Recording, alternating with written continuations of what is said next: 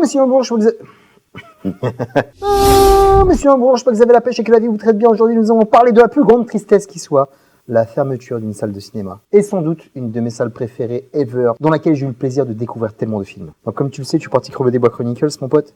Le cinéma, pour moi, c'est un sanctuaire. Un lieu sacré, un espace de liberté, un espace de créativité. Un endroit que j'ai considéré toujours plus grand que moi. Un endroit que je respecte énormément. Car il m'a ouvert le champ des possibles. Il m'a parlé du monde, de l'univers, d'amour, de partage. Où à chaque fois que je passe une de ces portes, je me retrouve comme un petit enfant, silencieux, qui attend les petites bandes annonces, qui sent ce parfum de popcorn, qui voit les gens entrer, qui fait une analyse radar de tout ce qui se passe autour de lui pour la découverte d'une œuvre qui va me parler, qui va me faire kiffer, ou que je vais peut-être détester.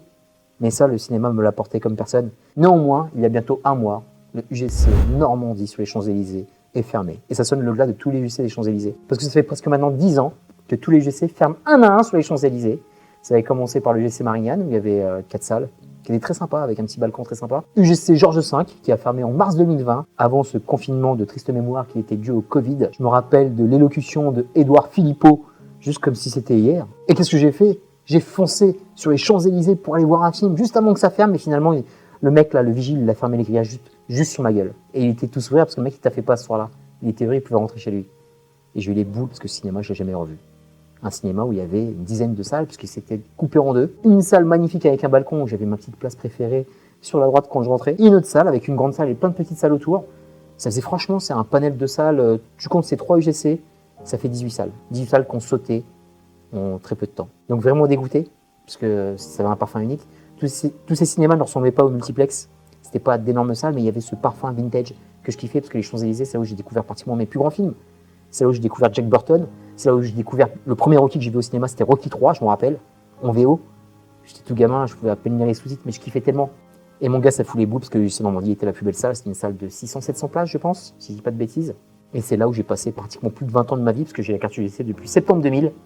Et j'ai squatté les Champs-Élysées. J'ai squatté les Champs-Élysées avec la plupart de mes potes. Big up à Benjamin, à Yuval. On faisait la séance Yuyu le jeudi soir.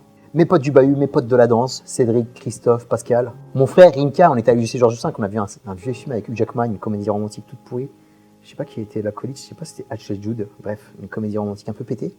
Et je me rappelle qu'on l'avait vu le 11 septembre 2001, tu sais ce qui s'est passé le 11 septembre 2001, c'était le jour avant mon anniversaire, donc on est parti à la Fnac aussi qui est fermée, parce que tous les lieux culturels ferment sur les Champs-Élysées. Il y avait une Fnac en bas, il m'a offert le coffret Rocky que je vois qui est juste là. Je vais te le chercher. L'intégrale des 5 Rocky, parce qu'il n'y avait pas encore Rocky Balboa à l'époque, que j'ai découvert aussi sur les Champs-Élysées. Et il n'y avait pas la saga Creed, mais là c'était les Rocky essentiels, mon pote, jusqu'au 5. Et je me rappelle qu'on arrive à cette Fnac et on commence à nous fouiller au corps, on ne savait pas ce qui se passait. Les rues étaient vides, complètes, parce qu'en fait dans le cinéma, tu es dans un lieu clos, tu ne sais pas ce qui se passe à l'extérieur, il n'y a pas d'insonorisation. À l'époque, on n'avait pas internet sur notre téléphone, on coupait tout ce qui était coupable en fait. J'ai même pas de téléphone portable pour te dire. Donc vraiment, on était vraiment coupé du monde. Coupé du monde pendant 1h30, 2 heures. Et même les rues étaient vides, on ne savait pas ce qui se passait, parce qu'on était dans les...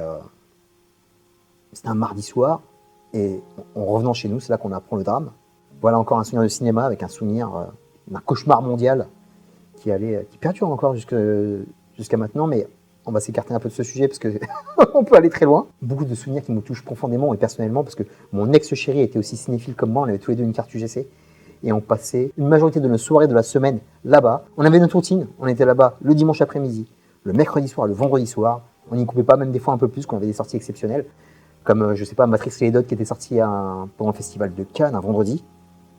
Et on n'hésitait pas à y aller, quoi, quand il y avait une grosse séance. Dès qu'on avait un temps de libre, on n'hésitait pas à aller au cinéma, ça pouvait être un après-midi, ça pouvait être un soir exceptionnel. On avait aussi tous nos restos à côté. On allait au Latina Café pour danser, on allait manger à Chicago Pizza, et tous ces lieux ont fermé. Même, j'y pense là, Virgin Megastore a fermé aussi. Donc en fait, il y avait plein de lieux culturels où tu pouvais aller, sans payer des milliers et des cents, hein, tu vois, les Champs-Élysées en général, c'est pour les rupins. Nous, on n'était pas si argentés que ça, mais on arrivait à kiffer. C'était un lieu qui était abordable pour tout le monde. C'était le lieu des Parisiens, des banlieusards, et tout le monde pouvait s'y rendre et rêver, tu vois. Et en fait, ce rêve, on nous l'a enlevé en donnant, juste économiquement, par l'inflation des loyers. Je pense que pour un UGC post-Covid, c'est très difficile de faire remplir les salles maintenant. On va se l'avouer, les salles sont quasi vides, et ça, je suis vraiment triste. C'est un autre débat, mais c'est avec l'avènement des plateformes.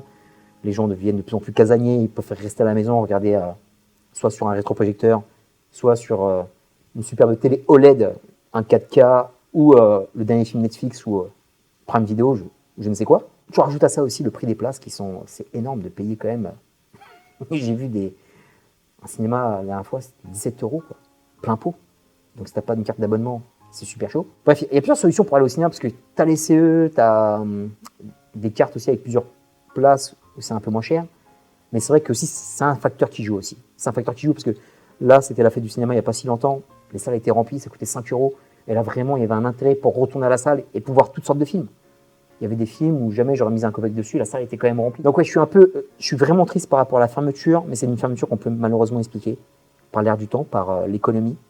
C'est super cher d'avoir un loyer, de payer un loyer mensuel ou annuel sur les Champs-Élysées, parce que ça t'éclate. Les Champs-Élysées je pense que les Champs-Élysées, c'est devenu tellement international que ça appartient plus aux Parisiens ni aux Français. C'est un consortium international de plein de nationalités qui ont élu domicile là-bas. Je pense aux Qataris, je pense aux Saoudiens, aux oligarques russes. Il y a de toutes nationalités là-bas. Et de garder ton cinéma, c'est compliqué même pour un groupe comme UGC, tu vois. Donc ils ont dû fermer. Là, je sais pas s'il y a le Lido à côté, je sais même pas si ça va fermer. Je pense que tous les lieux culturels, je pense aussi au Queen. Au Queen, moi je me rappelle, j'allais aux soirées danseurs le mercredi soir, avec des soirées House Dance où tu pouvais rentrer tranquillement. Même si des fois je me suis fait un peu recal, mais c'est pas grave, c'est partie du game. Voilà, tous ces lieux ont fermé. Donc vraiment très attristé. Je pense même aux guichets, parce qu'en fait, quand il va à 20 ans, en fait, les guichets, tu les reconnais, j'en ai vu pas mal d'autres UGC, parce qu'on les a replacés dans d'autres UGC. Peut-être qu'il y en a qui ont démissionné ou qui ont mis à l'appart, mais en tout cas, j'en ai retrouvé quelques-unes. Et à chaque fois, je leur parle un peu de cette époque du UGC Normandie déjà. Je suis déjà hyper nostalgique. J'en ai croisé une pas plus tard qu'hier quand je suis parti voir avant-hier le conte de Monte-Cristo. Et j'ai vu cette nana que j'ai reconnue. J'ai échangé avec elle et elle était aussi attristée que moi. Vraiment, ça m'a vraiment brisé le cœur parce que c'était un endroit qui était magnifique où je peux me rappeler de toutes les grosses séances que j'ai vues là-bas. J'avais mes sièges attitrés. J'ai vu la salle s'embraser comme personne sur des moments de grâce. Quand j'ai vu là-bas sur place pratiquement les plus gros blockbusters des années 2000 et 2010, et mon pote, on est tous anéantis. Mais bon, il y a le cœur qui parle, où j'ai envie d'insulter la terre entière, et après la réalité où il faut reconnaître que c'est un signal d'alarme très fort pour le cinéma, pour aller dans une salle de cinéma, se rendre dans une salle de cinéma, kiffer une salle de cinéma. Est-ce que les exploitants font tout ce qu'il faut pour faire revenir les gens dans une salle de cinéma? Je ne sais pas. Même si je trouve qu'il y a un effort de fait, parce que il y a pas mal de soirées thématiques, il y a les séances cultes, c'est de la bombe atomique, je trouve. Il y a pas mal de petites séances ponctuelles de films internationaux. Je pense au cinéma indien qui revient aussi en force. Sur quelques petites séances, l'exploitation de ces films ne dure pas pendant 1 ou 2 mois, mais ça dure sur une petite semaine. Et si tu es là, tu peux voir Kalki que j'ai vu la semaine dernière, par exemple, et des présentations de films avec de plus en plus d'avant-premières avec la présence de l'équipe du film, ça c'est superbe. Et aussi des soirées thématiques, comme le fait le Club de l'Étoile, où tu invites des créateurs de contenu, podcasteurs, youtubeurs, ou des spécialistes presse, ou des gens qui ont écrit des œuvres sur un auteur, sur un réalisateur, ou carrément des réalisateurs. Il y avait, alors, je crois que c'était Christopher Gans qui était venu la dernière fois, il y avait aussi Jean-Pierre Jeunet. Il faut refaire ce genre de choses, c'est des super initiatives. Je pense aussi à mon ami Samir de Script.fr qui m'a invité à la soirée Shin Godzilla. C'était de la bombe atomique, j'ai découvert comme ça Godzilla, j'arrivais pas à le choper nulle part, et j'ai réussi à le voir au cinéma avec toute une équipe qui en a parlé juste avant. C'est chouette de faire ce genre de débat parce que tu rentres complètement dedans. Il y a aussi le cinéma Christine aussi qui fait des soirées aussi avec Capture Mag, qui est super sympa. Bon, c'était un petit peu court les gars la dernière fois, j'ai pas apprécié parce que je me suis dépassé. Je pensais vraiment qu'on allait parler un peu plus en profondeur de Friedkin, de son œuvre. Il y a aussi du film que je kiffe, The Sorcerer. Et j'étais un peu sur ma faim parce que les gars ils sont restés 5 minutes. Limite ça les saoulait un petit peu et ils ont vite expédié le truc. Alors que d'habitude ils ont du bagou, justement ils tchatchent beaucoup et c'est kiffant. Et bon, en tout cas c'est cool ce genre d'initiative. Il faut en faire plus pour faire revenir les gens. Voilà, redonner au cinéma sa noblesse, ce côté sanctuaire, ce côté lieu de vie où on se rencontre, où on partage, où même si on est sans émotion, on vit la même émotion au même moment. Et il n'y a que le cinéma qui peut l'offrir. Jamais je pourrais kiffer tous les films que j'ai vus dans cette fameuse salle UGC Normandie, comme je les kiffe à la revoyure en Blu-ray 4K, en DVD. Jamais, jamais de la vie. Ah, l'émotion, elle est tellement vive. Et c'est ça qu'on veut vivre, mes potes. C'est ça qu'on veut voir. Et il faut s'accrocher. Il faut continuer à aller au ciné, si vous le pouvez, bien sûr. Mais même quand il y a des initiatives, faites du cinéma, printemps du cinéma et tout le bordel, allez-y, quoi. Allez-y, en famille, avec vos amis, avec votre chérie. Continuez à faire vivre ce lieu qui est unique. Et là, franchement, à mon âge avancé, j'ai très peur. Terminus pour ce petit débrief.